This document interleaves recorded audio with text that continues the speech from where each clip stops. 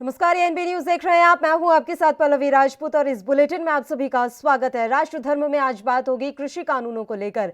आपको बता दें कि उत्तराखंड के उधम सिंह नगर से किसानों का एक जत्था दिल्ली के लिए रवाना होना चाह रहा था, लेकिन बीच रास्ते में पुलिस के साथ इतनी जबरदस्त झड़प इन किसानों के और पुलिस वालों के बीच में हुई है, जिसकी तस्वीरें इस समय आप अपने टेलीविजन स्क्रीन पर देख रहे हैं। उत्तराखंड पुलिस ने जैसे ही किसानों को रोका तो किसानों ने अपने ट्रैक्टर को बैरिकेड पर ही चढ़ा दिया।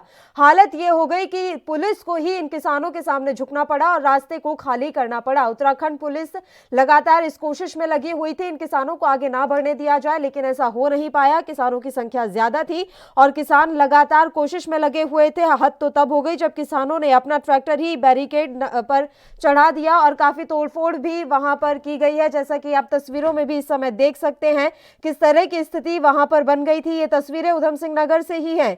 उग्र हुए उत्तराखंड के किसानों ने ये जो बैरिकेड है उसे तोड़ दिया और पुलिस को जबरदस्त तरीके से घेर लिया। उत्तराखंड के उधम सिंह नगर जिले के काशीपुर, जसपुर और रुद्रपुर से सैकड़ों किसान दिल्ली के लिए निकल पड़े हैं। फिलहाल इस दौरान किसानों ने कहीं बैरिकेड हटा दिए तो कहीं पुलिस का घेरा तोड़कर आगे की ओर रवाना हुए। राज्य सीमा रामपुर रोड पर बैरिकेड तोड़कर किसान दिल्ली को कूच कर गए। इस दौरान पुलिस से तकरार भी इन किसानों की होती हुई नजर आई। बात जसपुर के हल्दुआ गांव टोल प्लाजा पर की करें तो वहां पर पुलिस ने किसानों को रोकने की कोशिश की, लेकिन किसान वहां पर अपने ट्रैक्टर को ही बैरिकेड पर चढ़ाकर निकल पड़े। वहीं काशीपुर में उग्र किसानों ने पुलिस का घेरा तोड़ दिया और आगे रवाना हो गए। यहां किसानों से पुलिस की तीखी झड़प भी हुई है। अब सवाल यहां पर यह उठ रहा है कि आखिर सरकार की तरफ से कमी कहां रह जा रही है। दिल्ली बॉर्डर के पास चल रहे किसान आंदोलन को लेकर अभी भी पशुपेश की स्थिति लगातार बनी हुई है। केंद्र सरकार के रणनीतिकार भी कोई रास्ता नहीं निकाल पा रहे हैं।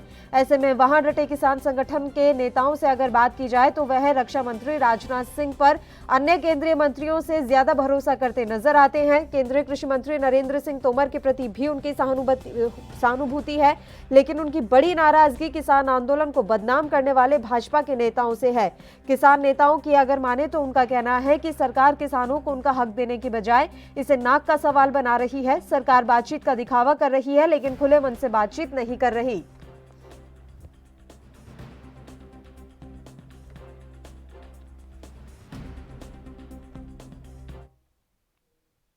और इस मसले पर चर्चा के लिए इस समय दो मेहमान हमारे साथ जुड़ गए हैं। भारतीय जनता पार्टी से अवधेश जी इस समय हमारे साथ मौजूद हैं। इसके अलावा कांग्रेस से अनुज यात्री जी। आप दोनों मेहमानों का बहुत बहुत स्वागत है एएनबी न्यूज पर। अवधेश जी, पहले आपका रुख करना चाहेंगे। 30 दिन पूरे हुए, एक महीना पूरा हो गया है किसानों के आंदोलन को लेकर, और इस बीच उधम सिंह नगर से जो तस्वीरें आ रही हैं वो वाकई में चिंताजनक हैं। अब तो किसान इतने उग्र हो गए हैं कि वो अपना ट्रैक्टर बैरिकेड्स पर चढ़ा रहे हैं और अब पुलिस को भी उनके आगे झुककर रास्ता खाली करना पड़ रहा है। आप तस्वीरें देखिए सर, किस तरह से लगातार ऐसे अगर आंदोलन चलता रहा और किसानों का जत्था एक एक करके वहां पहुंचता रहा दिल्ली पर, तो आने वाले समय में क्या स्थिति हो जाएगी?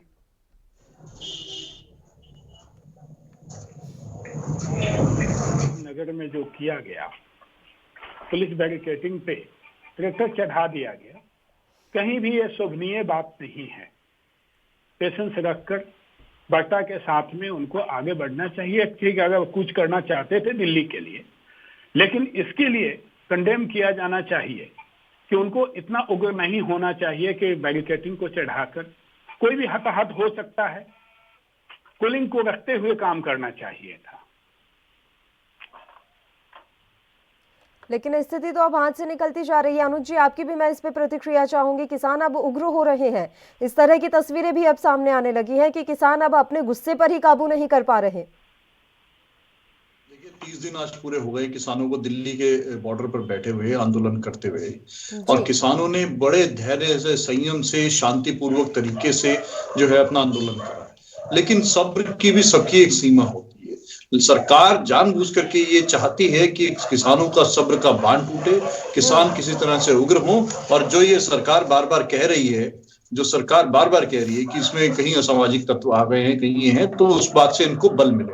तो सरकार जानबूझ करके इसका कहीं इस जो ये समस्या जो उत्पन्न हुई है तीनों कृषि काले कानूनों को, इसको हल करना नहीं चाहती। कहीं ना कहीं ये चाहती है, सरकार की नीयत है और इनकी नीयति है कि इसको लटकाए रखो, लंबा खींचे। या तो ये कमजोर पड़ करके अपने आप ये उठ जाएंगे, या ये फिर कहीं ना कहीं उग्र होकर के जो है ये जो है कहीं ना कहीं आंदोलन जो है उग्र रूप ले जाएगा। तो दोनों ही तरीके से से भारतीय जनता पार्टी इसमें अपना लाभ देखने की कोशिश करे, लेकिन दुर्भाग्य से किसानों की बात नहीं सुनने को राजी होते। आज प्रधानमंत्री जी ने पूरे देश के भारतीय जनता पार्टी के कार्यकर्ताओं से बात की, 7 राज्यों के किसानों से बात की, लेकिन दिल्ली देश की राजधानी के बॉर्डर पर किसानों को पटक रखा है, अंदर नहीं आने दिया। उनसे किसी से बात करना उचित नहीं समझा। एक स्क्रीन वहां भी लगा लेते, एक कैमरा वहां भी लगा के वहां के किसानों की भी सुन लेते। ना जाने ऐसा क्यों, जो किसान बॉर्डर पर बैठे हुए हैं दिल्ली से, कई दिल्ली के उत्तर प्रदेश से लगे हुए सीमा से बैठे हुए हैं, हरियाणा से लगी सीमा से बैठे हुए हैं, तो उनसे बात करने को प्रधानमंत्री जी के पास समय नहीं है, या चाहते नहीं है, या क्या विषय है। ये बड़ी पीड़ाजनक बात है। जब आपको इनका वोट चाहिए था तो ये आपके लिए अन्नदाता थे। अब आज आपको इनके वोट की आवश्यकता नहीं है क्योंकि अभी चुनाव कहीं नहीं है, तो अब आपके लिए आतंकवादी हैं, खालिस्तानी हैं, नक्सली हैं, माओवादी हैं, इनका चाइना से कनेक्शन है, इनका पाकिस्तान से कनेक्शन है। ये बड़े पीड़ाजनक बात है कि देश के अन्नदाता के साथ इस तरह से बर्ताव किया जा रहा है। और क्या मांग रहा है किसान आज? जो किसान आज बैठा हुआ है सरकार से मांगने के लिए, कोई सरकार से वो दान नहीं चाह रहा है, कोई सब्सिडी नहीं मांग रहा है, कोई ऐसा कोई अनर्गल मांग लेकर के नहीं बैठे। किसान केवल ये कह रहा है, जो ये कानून आप लेकर के आए हैं, बिना किसानों को आप इसमें कॉन्फिडेंस में लिए हुए लेकर के आए हैं, किसी से बात किए हुए बिना लेकर के आए हैं, अपनी मनमर्जी से लेकर के आए हैं, तो कृपया करके इनको वापस कर दीजिए। जो 60 वर्षों से कांग्रेस की सरकारों ने जो ये कानून बनाया था, किसान उससे संतुष्ट हैं और उसी व्यवस्था के तहत वो चाहते हैं कि हम चलते रहें, हमें कोई दिक्कत नहीं है। चाहे आज किसान देश का गरीब है या अमीर है, किसी भी हालात में है, वो उन हालातों में और उन कानूनों के से संतुष्ट होकर के काम करना चाहते हैं। लेकिन ये देश के जो 25 लाख करोड़ रुपए का जो किसान कृषि व्यवसाय है, ये आपने पूंजीपतियों के हाथ में सौंपना है और किसानों को वापस जमींदारी प्रथा में डालना है, तो ये उसके लिए सरकार मुझे लगता है झुकने का इसमें अपनी तैयार नहीं है, और किसानों को किसी भी उनके हालात में छोड़ दिया गया है। ये बड़ा पीड़ाजनक बात है। अवधेश जी, किसानों को आंकने में चूक गई है क्या सरकार, या फिर सरकार के रणनीतिकार समझ नहीं पाए? उन्हें भी ताज्जुब हो रहा होगा कि किसान कैसे इतनी सर्दी में भी डटे हुए हैं। आपको तो यही लग रहा होगा कि आएंगे कुछ समय बाद, इतनी ठंड तो वैसे ही पड़ रही है, वापस चले जाएंगे। तो यही लग रहा है कि आपके रणनीतिकार शायद किसानों को समझने में चूक गए। अगर चूकी होती तो 9 करोड़ किसानों के खाते में 18,000 करोड़ रुपया डायरेक्ट गया, इसमें कोई भी बिचौलिया नहीं आया। अगर किसान के हित में सरकार नहीं होती तो ये इसे तो इतना बड़ा कार्यक्रम बताया जा रहा है भारतीय जनता पार्टी की तरफ से, किसान सम्मान निधि आप दे क्या रहे हैं? ऐसा लग रहा है पता नहीं क्या ही कर दिया हो किसानों के लिए। सर, इतना बड़ा, इतने बड़े पैमाने पर इस कार्यक्रम का आयोजन किया जा रहा है। आपसे जब कहा जाता है कि संसद का शीतकालीन सत्र बुला लीजिए तो आपको कोरोना का डर सताने लगता है। आज हमने जगह जगह की तस्वीरें देखी है कि किस तरह से आपने कार्यक्रम आयोजित किया और वहां लोगों की भीड़ भी रही। देखिए, ऐसा है कि जो कार्यक्रम चली, ठीक है, सभी ने भी अपने डिस्टेंस को मेंटेन करते हुए सारी काम हुआ वहां पे। और जहां तक बात रहेगी किसानों को संबोधित करने के लिए, केवल पंजाब ही नहीं है, प्रधानमंत्री जी को रेस्ट ऑफ इंडिया को भी देखना है।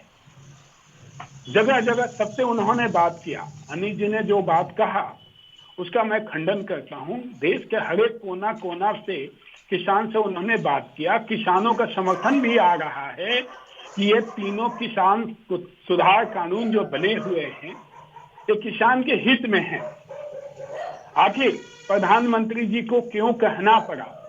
एक देश का प्रधानमंत्री जी बोले, जिस बात को गंभीरता के साथ में विपक्ष भी अगर चाहती तो विपक्ष भी कुछ कर सकती थी, लेकिन हमारे होम मिनिस्टर साहब भी कहा कि अगर कोई प्रावधान है तो उसके कानून के कोई सेक्शन पे आकर डिस्कस कर ले, ये कैसे काला कानून है।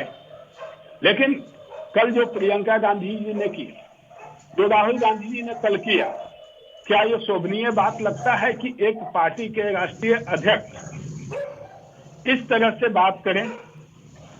क्या उनको देश के नेता, क्योंकि ये विदेश तक बातें जाती है, कैसे बात करते हैं, क्या उनको बताने की जरूरत है राहुल गांधी जी को?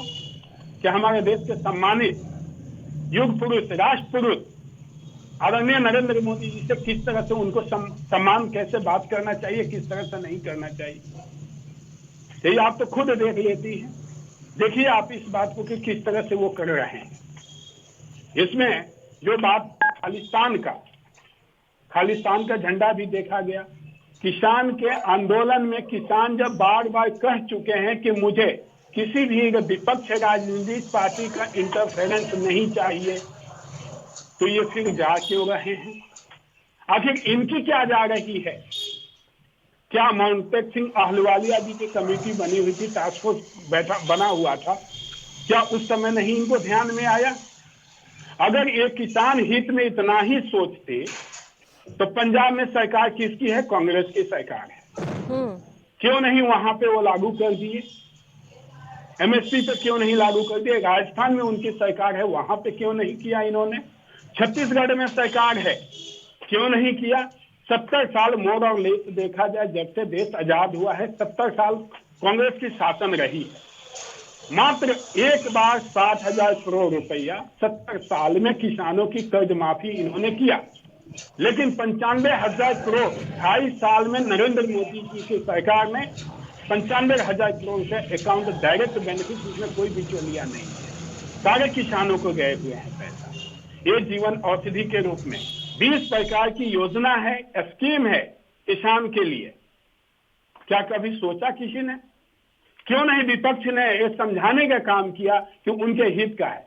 पेट में दर्द तो उन्हीं को हो रहा है जो कमीशन एजेंट बैठे हुए हैं अधिक से अधिक। ठीक है अवधेश जी, ये जो तमाम बातें आपने बता दी हैं कि भारतीय जनता पार्टी ने इतना कुछ किया है, तो ये आप किसानों को क्यों नहीं समझा पा रहे हैं? फिर 30 दिन क्यों हो गए? 30 दिन से क्यों किसानों ने दिल्ली का बॉर्डर घेरा हुआ है? आप मुझे जो ये सारी बातें बता रहे हैं और हमारे दर्शकों को सुना रहे हैं, किसानों तक ये बात क्यों नहीं पहुंच पा रही? पल्लवी जी, एक बात बताना चाहता हूँ, ईडी का और इनकम टैक्स का अड़तिया पे कहीं भी पंजाब के अंदर छापा पड़ता है, 4 दिन मंडी को बंद कर दिया जाता है। क्यों नहीं एस्मा लगा दिया गया कि मंडी क्यों बंद करोगे भैया? आखिर क्यों? वहां के कांग्रेस की शासन है ना, मंडी को 4 दिन क्यों बंद रखा गया? क्या इनके पास जवाब है? अब कानून का ऐसा कौन सा प्रावधान है?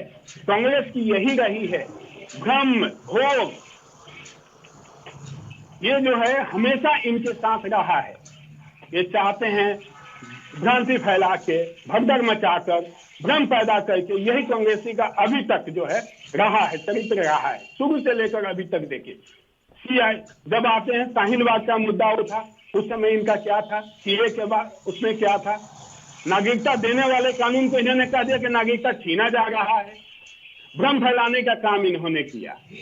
ठीक है अनुज जी, क्या कांग्रेस भ्रम फैलाने का काम कर रही है जो इसलिए ये आंदोलन अभी तक चल रहा है? क्या आप एक विपक्ष की भूमिका में नहीं है इस समय? देखिए, कांग्रेस पर आरोप लगाना ये तो भारतीय जनता पार्टी और उनके नेताओं की पुरानी आदत है। आज 6.5 साल से ऊपर इनकी सरकार हो गई है, लेकिन आज भी ये अपनी सरकार की जवाबदेही ना देकर के, अपनी जिम्मेदारियों को निर्वाह न करते हुए, आज भी कांग्रेस पार्टी से सवाल इस तरह से पूछा जाता है कि जैसे सरकार कांग्रेस चला रही है। लेकिन हम तो इस बात से भी खुश हैं कि और हम जिम्मेदारी से सरकार को जवाब देते हैं, भारतीय जनता पार्टी को जवाब देते हैं, इस देश की जनता के सामने इनको एक्सपोज करते हैं। लेकिन आज ये जो बात कर रहे हैं कि कांग्रेस किसानों को भड़का रही है, अरे साहब, किसानों को भड़काने की आवश्यकता नहीं। ये किसान जो कृषि प्रधान देश है, तो किसानों के ऊपर हमारा देश चलता है और किसानों के पीछे हम लोग हैं। किसानों की वजह से आज हम और आप हैं। आज दिन में 3 बार अगर हम लोग भोजन खाते हैं तो वो देश का किसान है, देश का अन्नदाता है, जो अपने धूप में और ठंड में जो है खेत में काम करता है, तो उसकी वजह से हम और आप खा रहे हैं। कोरोना काल में आप लोग और हम लोग सब लोग जब लॉकडाउन प्रधानमंत्री जी के आदेश से घर पे बैठे हुए थे, तो देश का किसान ही था जो अपनी जान की बाजी लगाते हुए, बीमारी के डर के छोड़ते हुए भी जो है खेती में काम करता था। और आज आप उनको नासमझ समझते हैं, आप उनको भड़काए में आए हुए समझते हैं। तो पूरे देश का किसान, अभी तक कल तक आप ये कहते थे कि जहां जहां भाजपा की सरकार नहीं है केवल वहीं के किसान आंदोलित है। आज बताइए उत्तराखंड में किसकी सरकार है? उत्तर प्रदेश में किसकी सरकार है? क्यों आपके जो है मध्य प्रदेश से किसान जो है आंदोलित हो रहे हैं? तो आप पूरे देश के किसानों को नासमझ बोलते हैं, तो ये आपकी मानसिकता दर्शाती है। और ये मेरा हाथ जोड़ के विनती है आप लोगों से कि किसानों को इतना अपमानित मत कीजिए। आप लोगों ने बहुत अपमानित कर दिया है। आप लोगों ने उनके ऊपर लाठियां बाजी, इतनी ठंड में जब वो दिल्ली आ रहे थे, आपके ऊपर, आप लोगों के दिल में जरा सा भी नहीं जो है निर्दयता, आप लोग इतने हो गए कि पानी की ठंड के अंदर उनके ऊपर बौछारें छोड़ करके उनको जो है उड़ाने का प्रयास किया। रास्ते खोद दिए गए जैसे कि कोई हमारे ऊपर पाकिस्तान और चाइना से कोई हमारे शत्रु आ गया। और जब दिल्ली के और पास पहुंच गए तो लाठियां आपने बरसा दी उनके ऊपर, और कुछ नहीं चला तो अब उनको आपने शब्दों के बाण चलाने शुरू कर दिए कि ये आतंकवादी हैं, खालिस्तानी हैं और न जाने क्या क्या। अरे किसान जो मांग कर रहे हैं, आप किसानों की मांग के ऊपर क्यों नहीं आप जो है जरा से भी सीरियस होते? 6 दौर की आप लोगों ने वार्ता ही कर ली है, बार बार ये कहते हैं कि किसान नहीं मानते, लेकिन एक बार ये क्यों नहीं कहते कि आप किसान की बात मान जाइए? ठीक है आप अवधेश पूरे जी। देश को चाहते हैं कि आपकी मन की बात सुने, देश आपकी बात सुने, नहीं लेकिन आप देश अवधेश की जी आपका जनता की जवाब मन की लेंगे बात हम। नहीं सुनते। अवधेश जी मैं तुरंत आपके पास ही लौट रही हूँ। इन तमाम जो सवाल अभी कांग्रेस के प्रवक्ता ने उठाए हैं, इन सवालों का जवाब हम आपसे ही लेंगे। एक छोटे से ब्रेक के लिए बुलेटिन में रुक रहे हैं, आप देखते रहिए एएनबी न्यूज।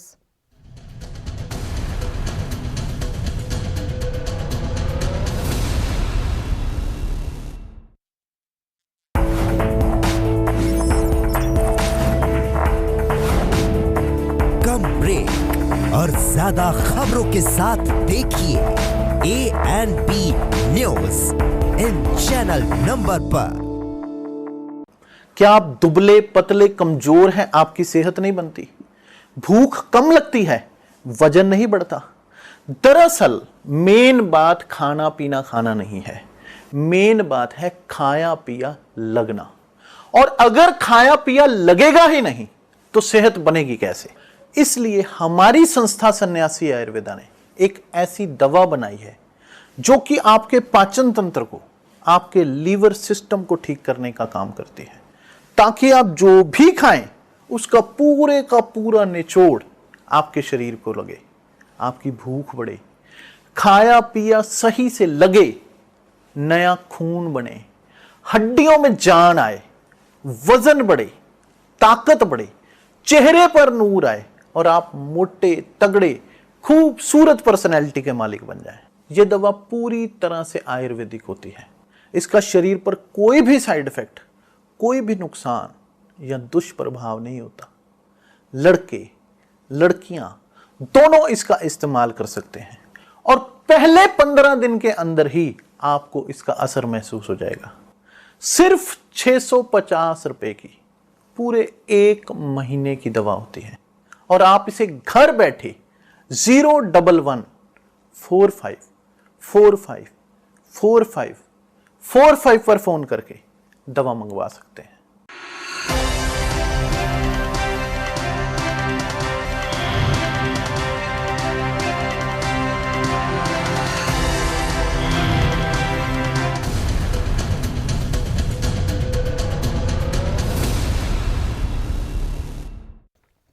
ब्रेक के बाद एक बार फिर से आप सभी का स्वागत है। और ब्रेक पर जाने से पहले हम बात कर रहे थे कि किस तरह से किसानों ने आज उधम सिंह नगर से दिल्ली की ओर जाने की कोशिश की और इस बीच किसानों और पुलिस के बीच जमकर झड़प हुई है। बताया जा रहा है कि किसानों ने अपना ट्रैक्टर बैरिकेड के ऊपर चढ़ा दिया। काफी इस दौरान रस्साकशी देखने को मिली है और इधर अब किसानों ने यह सोचा है कि अब तो प्रधानमंत्री नरेंद्र मोदी ने भी अपील की है, तो कल इस बारे में विचार किया जाएगा कि अगले दौर की बातचीत कब हो, किस तरह से इस समस्या का समाधान निकले और कैसे पूरा जो रास्ता इस समय ब्लॉक हुआ है उसे खोला जाए। इस मसले पर चर्चा के लिए दोनों मेहमान लगातार हमारे साथ जुड़े हुए हैं। अवधेश जी का रुख कर लेते हैं। अवधेश जी, ब्रेक पर जाने से पहले अनुजात्री जी ने तमाम अपनी बातें रखी, अब आपसे हम जवाब चाहेंगे और सवाल यही कि किस तरह से ये मसला सुलझेगा। ऐसा है, किसान के जो मुद्दा है उस पे राजनीति नहीं होनी चाहिए। कौन कर रहा है राजनीति? कांग्रेस पार्टी पूरी तरह, आप देखें कि जब कृषि मंत्री जी 9 तारीख की थी, बुलाने की बात थी, मीटिंग करने की बात थी, 8 तारीख को भारत बंद का आह्वान राजनीतिक प्रायोजित कार्यक्रम क्यों किया गया? सब जगह आगजनी किया गया। वो आपको राजनीतिक से प्रायोजित लग रहा होगा सर, लेकिन लोकतंत्र में ये धरना प्रदर्शन बंद और ये सबका अधिकार है, ये तो हमारे देश के संविधान में ही लिखा हुआ है, तो ये आपको राजनीतिक प्रायोजित लग रहा होगा, लेकिन किसानों को अपनी बात मनवानी थी और पूरा देश उनके साथ खड़ा था। देखिए, विपक्ष के प्रायोजित कार्यक्रम के चक्कर में फंस गया किसान। नहीं तो किसान अच्छी तरह से समझता है। हाँ, बिचौलियों को दर्द जरूर है पेट में इस बात से कि 2.5% का कमीशन उनकी जा रही। आज ये देखिए, 1000 से अधिक ऑनलाइन मंडी रजिस्टर्ड हो चुकी है। क्या उसका लाभ किसान को नहीं मिलना है? MSP continue. पहले आप देखें कि पहले उठा कि एमएसपी को खत्म किया जा रहा है। जब सरकार कह दी कि एमएसपी ना ही खत्म होगा और ना कभी भी खत्म किया जाएगा, ठीक है, ये कंटिन्यू चलते रहेगा। एमएसपी 2003 में लागू किया गया था, आपको भी पता है कि उस समय रिकमेंडेशंस के बाद एमएसपी एक एडमिनिस्ट्रेटिव मैटर्स था, उसको लागू करते हुए आज भी एमएसपी का रेट बढ़ा के कितना कर दिया गया, 1.5 गुना कर दिया गया, 1.5 गुना से अधिक हो गया। आप जब जाते हैं आंकड़ा के बीच में भी फंसते हैं तो देखें कि डेवलपमेंट कितना किया बीजेपी सरकार। अगर देखा जाए नरेंद्र मोदी जी की सरकार का मैं कुछ फिगर आपके सामने दे रहा हूं, शायद हमारे ब्रदर समझ जाएंगे, अपनी पार्टी को समझाने का जरूर काम करेंगे। 2009 से लेकर आपको मैं आंकड़ा दे रहा हूं, 13 और 14 में मात्र 265 मिलियन टन खरीदारी किया था कांग्रेस पार्टी ने। 2014-15 के बीच में आपके आंकड़ा है 2,98 मिलियन टन हो गया। जब हम आंकड़े थे 2009 से 14 जब कांग्रेस पार्टी की सरकार थी, 3,74,000 की खरीदारी किया गया, धान गेहूं की खरीदारी किया गया था। डेटा के हिसाब से चलना अच्छा चीज होता है कि कैसे बीजेपी सरकार कृषि हित में काम करती है। 14 से 19 के बीच में एक सरकार 8,22,000 करोड़ का धान और गेहूं खरीदा गया। मैं डेटा के साथ में दे रहा हूं, हमारे ब्रदर भी ऑनलाइन उपलब्ध है सभी ये डेटा, इसमें भी वो भी करेंगे। आज ये देखें 10,000 किसान संगठन बनाए गए हैं, 7,000 करोड़ रुपए का प्रावधान किया गया है। ठीक है, इनके सबको जब आप जाते हैं तो जब ये सब इतनी आंकड़े के अनुसार जो हमारे 2.5 गुना 1.5 गुना ऐसे हमारे आंकड़े जब बढ़े हुए हैं, किसान के हित में नहीं है तो क्या है। ठीक है, किसान नेता रामपाल जाट जी हमारे साथ जुड़े हैं। अवधेश जी, सीधा उन्हीं का रुख कर लेते हैं, पूछ लेते हैं कि कितने आपके जो ये आंकड़े हैं वो एकदम सही है और कितना उनके कारगर साबित हुए हैं किसानों को, उनका भी रुख कर लेते हैं। रामपाल जी, मेरी आवाज पहुंच रही है आप तक? हाँ पल्लवी राजपूत, आपकी आवाज पहुंच रही है। रामपाल जी, 2 मेहमान हमारे साथ जुड़े हुए हैं। भारतीय जनता पार्टी से अवधेश जी इस समय हमारे साथ जुड़े हुए हैं, इसके अलावा कांग्रेस से अनुज यात्री जी जुड़े हुए हैं। देखिए, लड़ाई तो अभी यही चल रही है कि किस तरह से किसानों को मनाया जाए, और कह रहे हैं अवधेश जी कि हमारी सरकार ने बहुत कुछ किया है किसानों के लिए। पल्लवी राजपूत, बहुत कुछ किया तो लोग सड़क पर क्यों आते हैं? बहुत कुछ नहीं, अभी तो जो किया है किसानों के भले के नाम पर केवल बड़े पूंजीवाड़ों को लाभान्वित करने के लिए सरकार काम कर रही है। और बहुत कुछ जो किया, मैं 2-3 बात बताता हूँ आपको। जैसे ही 2014 में राज में आए, पहला काम इन्होंने किया, जो राज्य सरकार है बोनस देती थी न्यूनतम समर्थन मूल्य पर, वो इन्होंने बंद करने के आदेश जारी कर दिए। तो कोई भी राज्य सरकार बोनस देगी तो खुद भुगतेगी। दूसरा इन्होंने काम किया, जैसे ही राज्य में आए तो भूमि अधिग्रहण अधिनियम लाए। उस समय इनका राज्यसभा बहुमत नहीं था, बड़ा जन आंदोलन हुआ, तब इनको वो वापस लेना पड़ा। तीसरा, इन्होंने जो काम किया, इन्होंने कहा कि हम किसान के आय दोगुनी करेंगे, और दोगुनी करने के बाद में इन 4 वर्षों में आय घटी है। 5वां, इन्होंने जो काम किया वो किया कि हम एमएसपी में जो गणना है वो डॉक्टर एम एस स्वामीनाथन के फार्मूले के अनुसार हम करेंगे और लागत से 1.5 गुना दाम देंगे। वो किया तो इन्होंने लागत का फार्मूला बदल दिया, और लागत का जो फार्मूला पूरे दुनिया में माना जाता है C2 कॉम्प्रिहेंसिव कॉस्ट, संपूर्ण लागत, उसको नहीं मानते। आधी अधूरी लागत का 1.5 गुना कर दिया। और छठा, 2018 में जिन्होंने किया, जो तिलहन और दलहन की फसलें लगभग 10 फसलें 22 में से 10 फसलों के 75% उपजों को न्यूनतम समर्थन मूल्य की परिधि से बाहर कर दिया, यानी उनके लिए न्यूनतम समर्थन खत्म कर दिया। और फिर भी ये कह रहे हैं कि जैसे चालू है वैसे ही चालू रहेगा एमएसपी। अब ये जिनकी बात है तो उल्टा काम कर रहे हैं, और किसान को नहीं, पूरे हिंदुस्तान की जनता की आंखों में धूल झोंक रहे हैं, बड़ा गजब काम करते हैं। और फिर भी ये कह रहे हैं हमने किसान के लिए बहुत किया। तो यदि इसको ही बहुत कहते हैं तो फिर कम किसको कहेंगे? इसलिए इनकी कथनी और करनी, इसमें जमीन और आसमान का अंतर है। अच्छा ये रहे कि भारत सरकार और सरकार के माननीय प्रधानमंत्री जी कम से कम सच तो बताए, बिना सच बताए आधा अधूरा सत्य बोलकर केवल ढोल बजाते हैं जिससे किसी की आवाज सुनाई नहीं दे, ये काम कर रहे हैं। और अच्छी बात ये हो गई कि बीजेपी में जो आंतरिक लोकतंत्र था, जो न्याय बुद्धि से काम करने वाले लोग थे, वो सब कहीं पता नहीं कहां चले गए, वो बचे ही नहीं। इसलिए अब तो केवल ये जैसे ही बोलते हैं, नीचे तक की फौज जो इनकी है वो देखिए, लेकिन लगातार जो पत्र भेजे जा रहे हैं उसको लेकर आप क्या कहेंगे? और दूसरी बात, आज प्रधानमंत्री ने भी अपील की है, तो क्या ऐसी उम्मीद की जा सकती है कि कल जो किसान है वो बैठकर इस बात पर चर्चा करें कि आगे वार्ता के लिए कौन सी तिथि तय करनी है? क्योंकि ये हम भी जानते हैं कि बिना बातचीत के रास्ता तो निकल नहीं पाएगा। मैं ये कहना चाहूंगा पल्लवी जी, इसमें बिना बातचीत के रास्ता निकल सकता है। और मैं दो बात बता रहा हूँ, यदि सरकार कह रही है एमएसपी जारी रहेगी तो एमएसपी की खरीद की गारंटी के लिए कानून है, तो बातचीत को जो बिना बातचीत के रास्ता निकल सकता है। इसलिए कल अध्यादेश लिया है ना, इसी ढंग का जो 3 कानून है जिसको किसान रिजेक्ट कर रहे हैं, उन तीनों कानूनों को वापसी का अध्यादेश लिया है। बातचीत की कोई आवश्यकता नहीं है।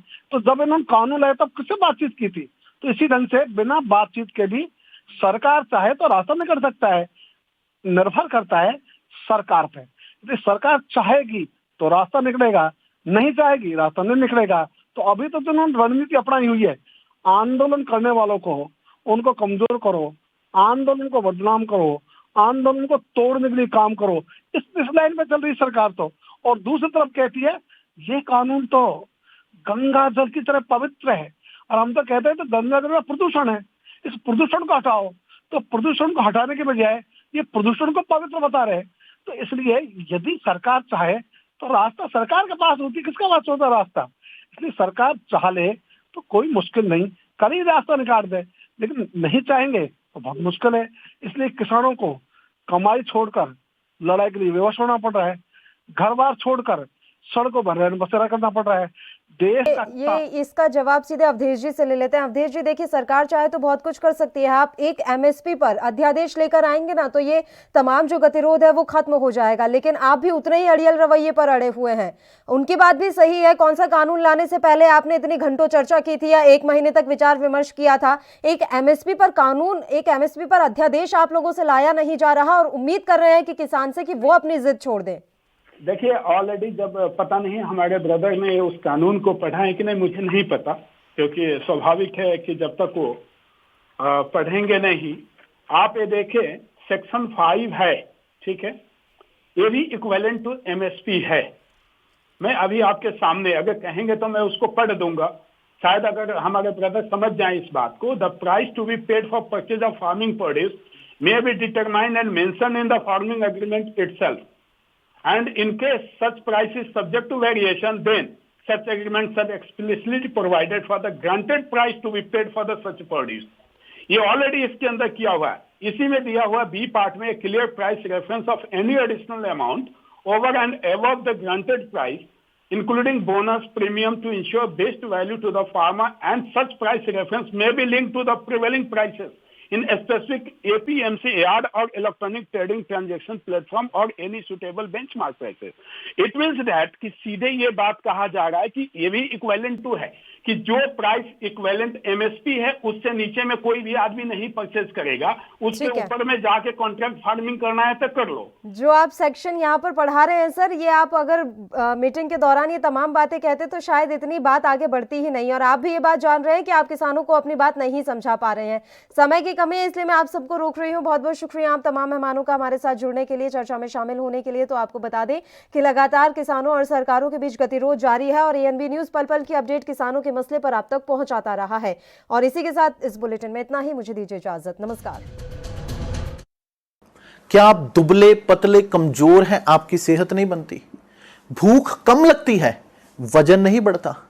दरअसल मेन बात खाना पीना खाना नहीं है, मेन बात है खाया पिया लगना। और अगर खाया पिया लगेगा